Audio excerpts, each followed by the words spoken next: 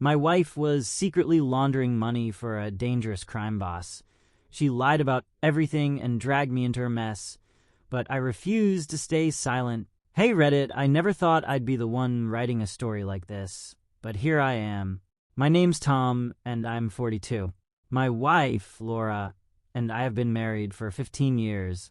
We have 2 kids, a nice house in a good neighborhood, and up until recently, I thought we had a solid marriage. I'm a project manager, and Laura owns a small interior design business. We used to be one of those couples everyone envied. Steady jobs, healthy kids, and shared interests. But about a year ago, I started noticing changes in Laura. She seemed distant, restless even. She'd talk about needing to rediscover herself, and took up photography as a new hobby. I thought it was a midlife crisis thing, and didn't think much of it.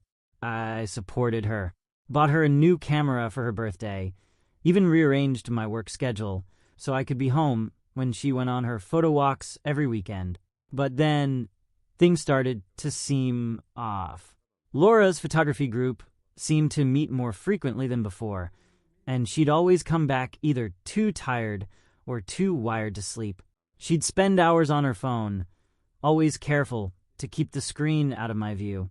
I dismissed it as a new passion for photography, but doubt slowly started creeping in.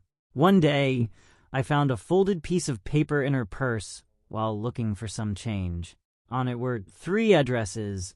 I looked them up, expecting to see parks or scenic locations, but they were just random buildings and a storage facility on the other side of town. When I casually asked her about the photography group's activities, her response seemed rehearsed, and she quickly changed the topic. That was the first time I felt a real jolt of suspicion, but I still didn't want to believe it. Laura wasn't that type of woman, at least. That's what I kept telling myself. A few weeks later, Laura went on another one of her photo walks.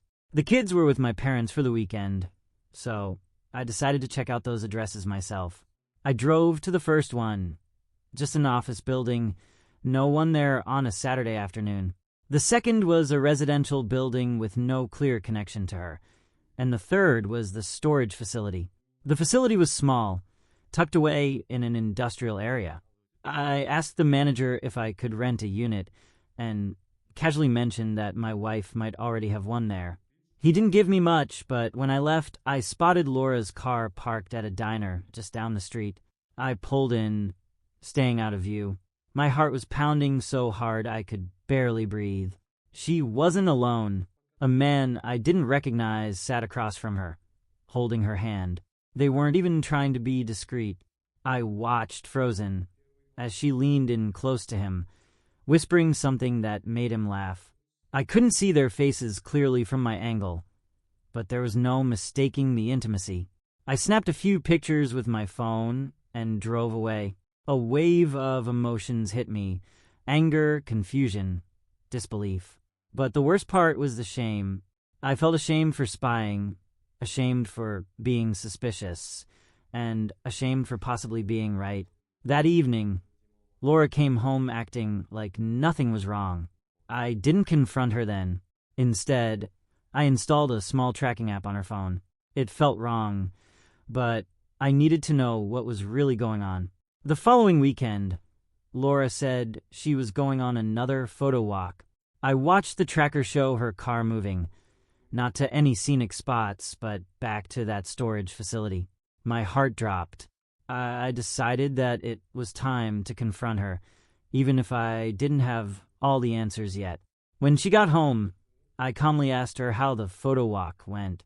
She looked surprised at first, but quickly recovered and told me about some great shots she'd taken at a park downtown. I felt a strange calm wash over me as I asked, "Then why did you spend 2 hours at a storage facility on the other side of town?" Her face went pale. She stammered, trying to find a response. "Oh, I met up with a friend there. He's storing some old furniture for his new apartment, and I was helping him decide which pieces to keep for staging." I stared at her. She was lying, and she wasn't even good at it. I knew it, and I think she knew that I knew. But she didn't stop. She kept weaving this convoluted story about some mutual friend I'd never met, and how she'd only been there for a few minutes to help out. Then why did I see you at the diner with him? I asked, pulling up the pictures on my phone. Her eyes widened, then narrowed. She flipped from shock to anger in an instant. "You've been spying on me," she shouted, deflecting and trying to turn it around on me. "I can't believe you would invade my privacy like this." I didn't take the bait. "Laura, I need to know what's going on. Are you having an affair?" She crossed her arms, looking away. "No, Tom, it's not like that. I'm not sleeping with anyone. Look, I've been doing some side work for a client. It's complicated, but I swear it's nothing physical." My gut told me she was lying, but I let it go for the moment. Something was very wrong, and I needed more proof before making any drastic decisions. I just nodded, feeling numb. She seemed relieved, even smug, like she'd won something. But I wasn't done, not by a long shot. Over the next few weeks, I continued to track her. She'd go to that same storage unit almost every weekend, staying for hours. I even saw her once coming out with stacks of cash.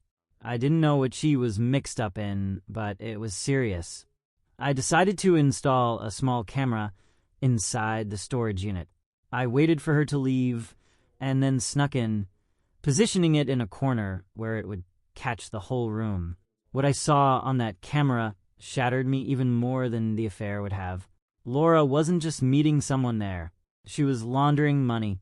She had a whole setup. Fake company records, cash hidden in furniture, and even conversations with people who looked like they belonged in some underground crime movie. This wasn't just a side hustle. It was illegal. I confronted her again, showing her the footage. Her face turned white, and she started shaking. This time, she didn't deny it. She broke down and confessed. She told me it all started with a wealthy client who offered her large sums of money to help with some financial arrangements. It was supposed to be temporary, but the money kept coming in. She got deeper and deeper until she couldn't get out. "Why didn't you tell me?" I asked, voice breaking. "Why didn't you trust me to help you?" "Because you would have tried to stop me," she whispered, "and they would have hurt us." I didn't know what to say. I was still reeling from the revelation. My wife was a criminal. All this time, she'd been lying, hiding things from me. What else was there that I didn't know? I spent the next few nights in a hotel. I couldn't look at her, but I couldn't bring myself to go to the police either. Laura begged me not to, saying that she did it all for us, for a better future, for our kids. I felt sick hearing her rationalize it, but part of me still cared. Part of me still loved her. We started counseling, but it was a mess. I couldn't trust her. Every time I looked at her, all I saw were lies. She promised to leave that life behind, but how could I believe her? I put a tracker on her car, checked her phone obsessively, and even showed up unexpectedly at the kids' events just to make sure she was where she said she'd be. But the worst part, she seemed resentful, like I was the one who'd done something wrong. Our arguments turned nasty. She'd say things like, "If you hadn't pushed me, none of this would have happened." I couldn't tell if she was serious or just lashing out, but it hurt. It's been a few months now, and I'm still here. I stayed for the kids, I guess. Or maybe I stayed because I'm not ready to throw away 15 years of marriage. Some nights, I still hope we can work things out. But most days, I feel like I'm trapped in a nightmare that I can't wake up from. If there's one thing I've learned, it's to trust your instincts. If something feels off, it probably is. And no matter how convincing the lies may seem, there's always more beneath the surface. So, if you ever find yourself in a situation like mine, don't ignore the signs. Dig deeper and be prepared for what you might find, because it's never just what it seems. I'm not going to lie, Reddit, it's been rough. There's no guidebook for dealing with the aftermath of finding out your wife is laundering money and hiding secrets that could ruin your entire family. After our initial confrontation, Laura's behavior shifted. There were days when she'd act remorseful, and others when she'd be defensive, blaming me for pushing her into this corner. I tried to gather my thoughts. Counseling sessions didn't help much because Laura was always trying to justify herself rather than admit she'd betrayed our trust. The counselor suggested we focus on rebuilding communication, but how do you communicate with someone who's twisted reality into something unrecognizable? A few weeks after I confronted Laura about the storage unit, I decided I needed more answers. The camera I placed in the storage unit only captured parts of her activities, and I still didn't know who else was involved. One evening, after Laura left the house to visit a friend, I knew where she was really headed. I followed her, staying far enough behind that she wouldn't notice me. When she arrived at the storage unit, she was alone. I parked a few blocks away and waited. It was quiet, and I almost thought I'd made a mistake until a black SUV pulled up. A man stepped out, a large, imposing figure in his mid-50s. I couldn't hear what they were saying, but I saw Laura hand him a small black bag. The man glanced inside, nodded, and then grabbed Laura's arm, pulling her closer. I felt rage build up inside me as I watched. I couldn't hear what was being said, but the look on Laura's face told me it wasn't friendly. She seemed scared, her body tense, as he whispered something in her ear. My phone buzzed, and I almost jumped. Thankfully, it was just a spam notification, but it reminded me to get my emotions under control. I managed to snap a few pictures before the man let Laura go. She stepped back, rubbing her arm as if it hurt. The man got back into the SUV and drove off, leaving her standing there, looking around nervously. I drove back home and waited, my thoughts racing. When Laura got home, I didn't confront her. I couldn't. There was too much I didn't know, and I wasn't sure what she would say. Instead, I waited for her to go to bed, then checked her phone. The same number had been texting her all night, asking for updates, demanding more money. The messages were threatening. I didn't need any more confirmation. Whoever she was working with, they weren't just business partners. They were dangerous. The next morning, I called in sick at work. I needed time to think, to plan. I considered going to the police, but what if that put our family in danger? What if these people came after us? I spent hours scrolling through the pictures and footage I'd collected, trying to piece everything together. That's when I saw it. In one of the pictures from the storage unit, I noticed a small symbol on a package Laura handed off. It looked like a brand logo, but it was one I'd seen before, on the side of a local construction company's truck. Curious, I dug deeper. I looked up the company's name and found out that it was a front. A few years back, they'd been investigated for money laundering and ties to organized crime, but nothing ever stuck. The charges were dropped, and the company kept operating. I felt my blood run cold. Laura wasn't just laundering money for some wealthy client. She was involved with people who could ruin us in more ways than one. I had to confront her again, but this time, I needed a plan. That evening, I sat Laura down. I told her what I'd found out, showed her the pictures and messages. She didn't deny it this time. She looked at me, eyes hollow, and simply said, "I did it to keep us safe, Tom. They would have hurt us if I hadn't agreed. Then why didn't you tell me? Why did you hide everything? Because you would have gone to the police or tried to be the hero," she snapped, voice breaking. "And they would have killed you, Tom. They made it clear I either play along or they go after you and the kids." I stared at her, trying to process everything. Was she telling the truth, or was this just another lie to cover up the mess she'd made? We sat there in silence, neither of us knowing what to say. I felt drained, like I was slowly sinking in quicksand, and there was no way out. I thought about our kids, about the life we'd built. Everything was tainted now. If I turn her in, she could go to jail, or worse. If I stayed silent, I'd be complicit. "What do you want me to do, Laura?" I finally asked. "What do we do now?" "We keep quiet," she whispered. We live our lives, and I'll slowly back out. I promise I'll stop. Just don't do anything drastic. Please, Tom. For the kids." Her words hung heavy in the air. I didn't respond. I didn't know how to. That night, I couldn't sleep.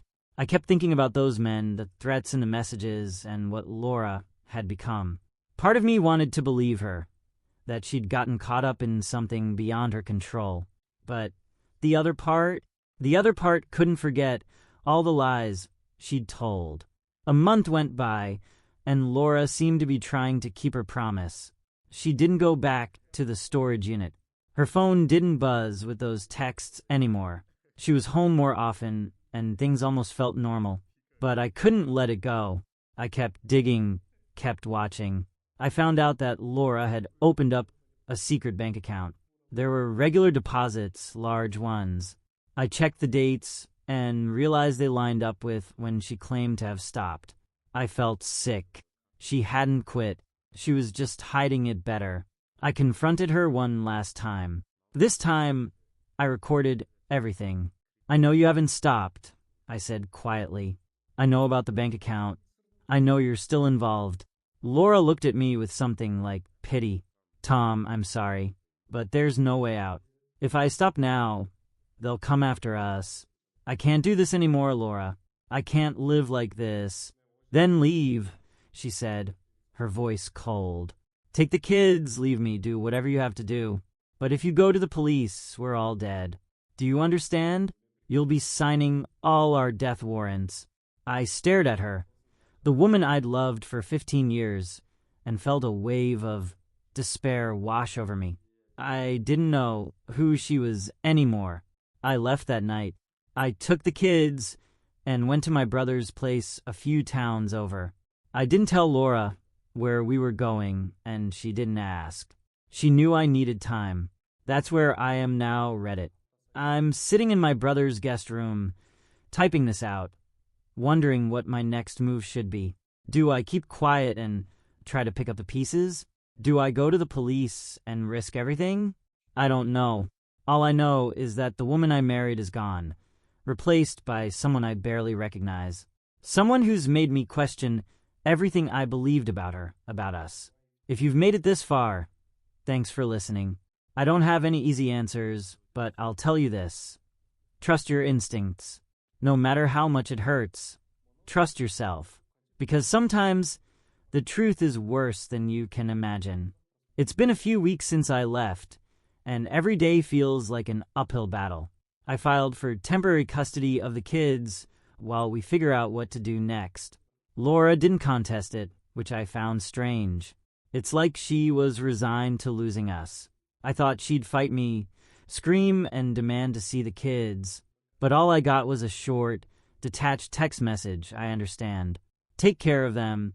The silence is almost worse than any argument we could have had.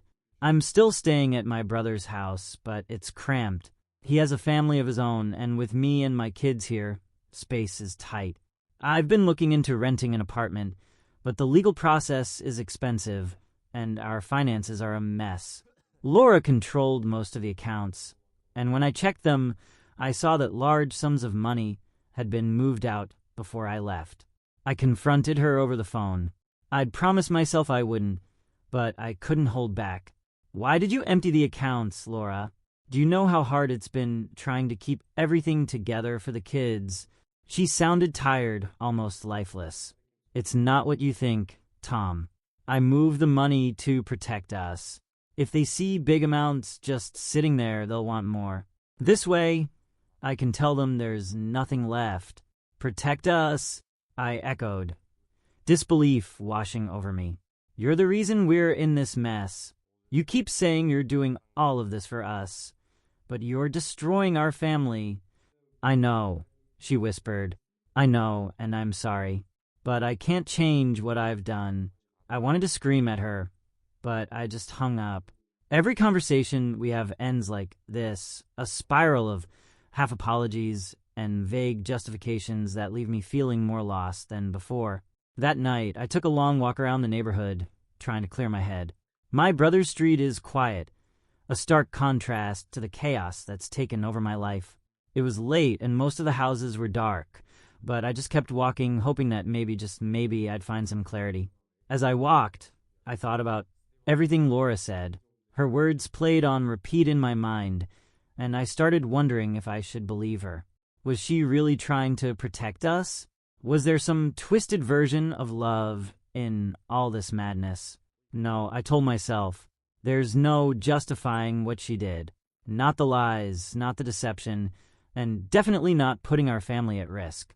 When I got back to my brother's house, I found a message on my phone. It was from an unknown number. I hesitated before opening it, and what I saw made my blood run cold. It was a picture, Laura, standing outside our old house, talking to the same men I'd seen at the storage unit. The caption read, "Still think you can hide from us." I felt a rush of panic. How did they know where I was? Were they following her or me? I called Laura immediately. She answered on the first ring, her voice shaky. "Tom, I didn't know they were there, I swear." "They're threatening us, Laura," I yelled, struggling to keep my voice down so I wouldn't wake the kids. "What did you tell them? Did you tell them where I'm staying?" No, I didn't say anything. They must have followed me. Her voice broke off, and I heard her take a deep breath. "I'll take care of it, Tom. Just stay with the kids. I'll make sure they leave you alone." "How?" I demanded. "How are you going to make them leave us alone?" I'll give them what they want," she said quietly. "There's still some money left. I can figure out something. But don't go to the police, Tom. Please don't. It'll only make things worse." I felt trapped, like I was stuck between a rock and a hard place. Part of me wanted to call the police right then and there to bring the law down on these people. But I also knew Laura wasn't bluffing. She was scared, and if these people were as dangerous as she said, then going to the police might provoke them. I didn't sleep that night. I spent hours pacing around the guest room, my thoughts a tangled mess of fear and anger. How had it come to this? I used to be proud of the life we'd built. Our home, our kids, our marriage. Now everything was crumbling, and I didn't know how to stop it. The next morning, I got a call from my lawyer. He'd been working with me to figure out the custody situation and the financial mess Laura had left behind. But his voice was different, this time urgent. "Tom, I just got off the phone with a private investigator I hired. I think you need to sit down." "What is it?" I asked, my heart pounding. "We've been looking into Laura's activities, where the money went, who she's been meeting with, and it's worse than we thought." My mind raced. Worse? How could it get worse? She's involved with more than just money laundering. The people she's been dealing with, they're connected to a local crime ring. Drug distribution, racketeering, extortion. Tom, your wife is in deep. And I think they've been using her business as a front. I felt like the ground had shifted under me. You're saying she's using her design business to cover up criminal activity? Yes. They've been moving money through her business for months, maybe even years. The storage unit is just one piece of the puzzle. There are other properties tied to her name, shell companies. She's been laundering millions. I could barely breathe. I'd thought Laura was just doing some shady side jobs for extra cash. But this was a whole different level of criminality, and it explained why those men were so interested in us. "What do I do?" I whispered, my voice shaking. "Do I go to the police? Do I turn her in?" The lawyer hesitated. "If you do, you need to be prepared for the consequences. They'll investigate you, too. You're her husband, and even if you didn't know anything, they'll want to make sure. And then there's the matter of your safety. If you go to the police, these people won't just sit back and let it happen." I felt sick. My own wife had dragged me into something that could destroy us. I wanted to be furious with her, but all I felt was an overwhelming sense of loss. How could I still love someone who'd put our lives in danger like this? "I'll think about it," I finally said. "I need time." "Of course," the lawyer replied gently. "But Tom, you need to be careful. These people don't mess around." I hung up and stared at the phone for a long time. There was a decision to be made. Go to the police and risk our safety, or stay quiet and hope Laura could somehow fix this. But deep down, I knew there was no fixing it. There was no going back to the way things were. The next few days were a blur. Laura called me several times, but I didn't pick up. I didn't have the energy to argue or listen to more of her lies. I spent most of my time with the kids, trying to give them a sense of normalcy despite everything. They could tell something was wrong, and it broke my heart to see the confusion in their eyes. Finally, I decided to meet Laura in person. We agreed to meet at a public park, away from prying eyes. When I saw her sitting on the bench, she looked small and frail, like a shadow of the woman I'd married. "Tom, No," I interrupted, holding up my hand. "Don't. Just tell me one thing. Is there any way out of this, Laura?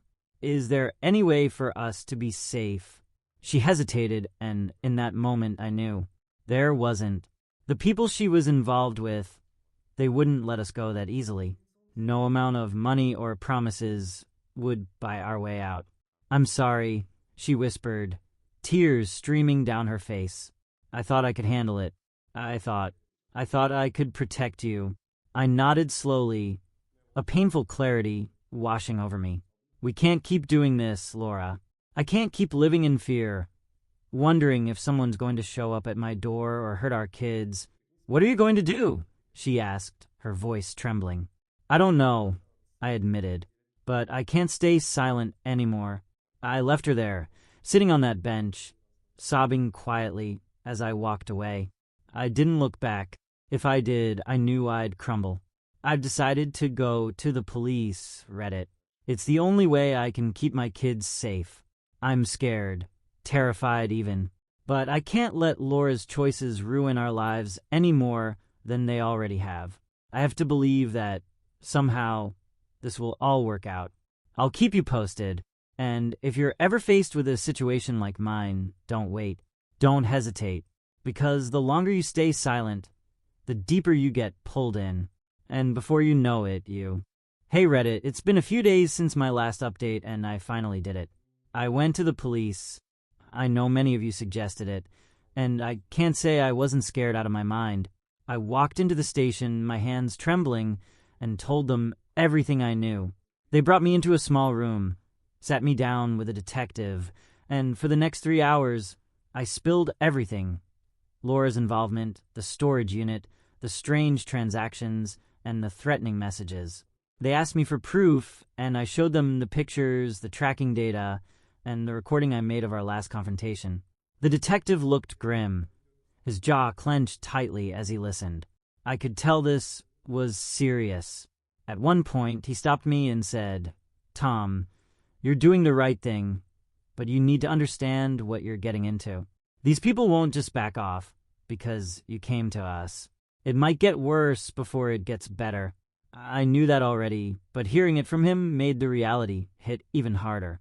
They asked if I knew any of the men Laura had been dealing with. I didn't know names, but I showed them the photos I'd taken of her and that man at the storage unit. When the detective saw the picture, his eyes widened. "You know this guy?" he asked, his voice dropping to a near whisper. I shook my head. "No, I've only seen him with Laura a few times." The detective exchanged a look with another officer. "He's not just some small-time thug. His name is Don Ricci. He's a lieutenant in one of the largest crime families operating in this state. We've been trying to bring him down for years." My heart stopped. I'd known Laura was in deep, but this was way beyond anything I'd imagined. Don Ricci was a name I'd only heard on the news, associated with drug busts and violence. And now I realized that my wife had been doing business with him. "What do we do?" I whispered, feeling a cold sweat break out on my forehead. "We'll set up a plan," the detective said. "You and your kids need to be moved somewhere safe. Witness protection if necessary. But first we need to bring Laura in." If she cooperates, we can use her as a witness. But if not, we'll have to treat her like any other suspect. I felt a sharp pang in my chest. Laura, the woman I'd spent 15 years of my life with, might end up in jail. Or worse. But I knew I couldn't let that stop me. I had to put the kids' safety first. They gave me a burner phone and told me not to go back to my brother's place.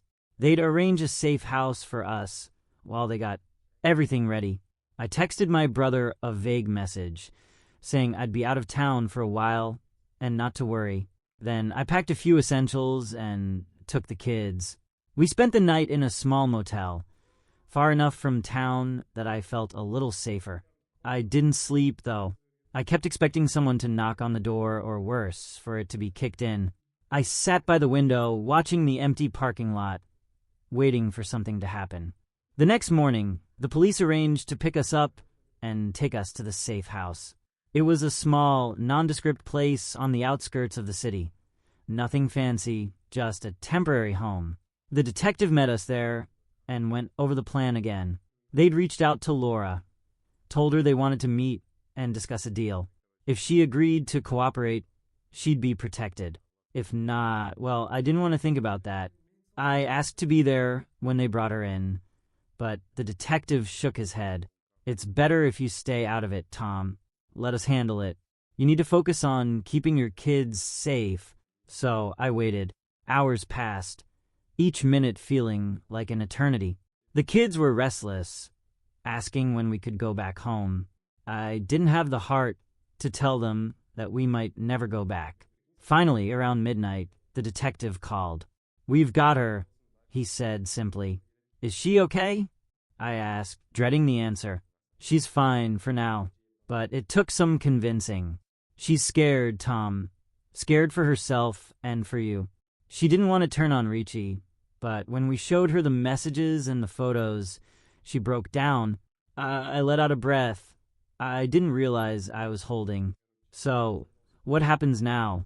She's agreed to testify, but it's going to be a long process. You and the kids will need to stay in protective custody until the trial. Richie's people won't take this lightly, and if they know she's flipped, they'll come after all of you. Will they hurt her?" I asked, my voice barely a whisper. "We'll do everything we can to protect her, Tom. But you need to be prepared. These people don't play by the rules." The conversation ended, leaving me feeling more hollow than ever. Laura was going to testify. She was going to stand up in court and tell the truth about everything she'd done. And even though it would mean losing her freedom, maybe even losing me, I knew it was the only way to end this nightmare. A few days later, I got a call from Laura. It was the first time we'd spoken since I went to the police. Her voice was soft, almost broken. "Tom, I'm sorry," she whispered. "I know, Laura. I know." There was a long pause, and I could hear her struggling to find the words. "I never wanted this to happen. I thought I could handle it, but I got in too deep. I kept telling myself it would be okay, that I was doing it for us. But I was just being selfish. I didn't know what to say. Part of me wanted to yell at her, to tell her how much she'd hurt me, how much she'd destroyed. But I couldn't. Not now. "What happens next?" I asked, my voice steady. "I'm going to testify. They said it'll be a long process, but they'll keep me safe. I don't know if I'll see you or the kids again, and that's what hurts the most." I swallowed the lump in my throat. "You're doing the right thing, Laura. It's the only way." "I know, but I'm scared, Tom. I'm so scared." We sat in silence, both of us lost in our own thoughts. Then she took a deep breath. "I just want you to know that I love you.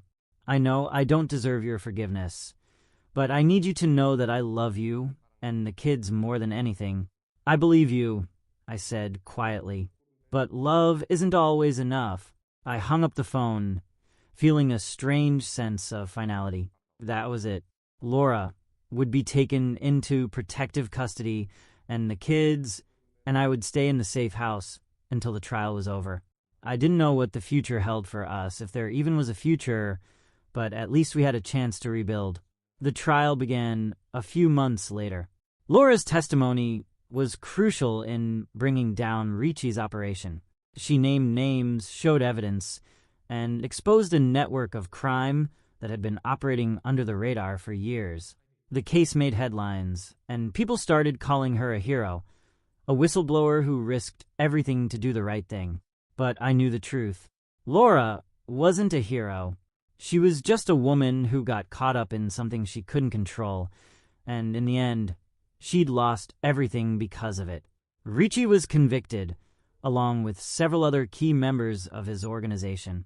The judge gave Laura a reduced sentence in exchange for her cooperation, but she still faced time in a secure facility. When the trial ended, I went to see her one last time. She looked tired, but there was a spark of hope in her eyes. "Hey, Tom. Hey, Laura." We sat together, the silence between us heavy with everything that had been left unsaid. Then I reached out and took her hand. "I'm proud of you, Laura. You did the right thing." Tears welled up in her eyes, and she squeezed my hand tightly. "Thank you, Tom.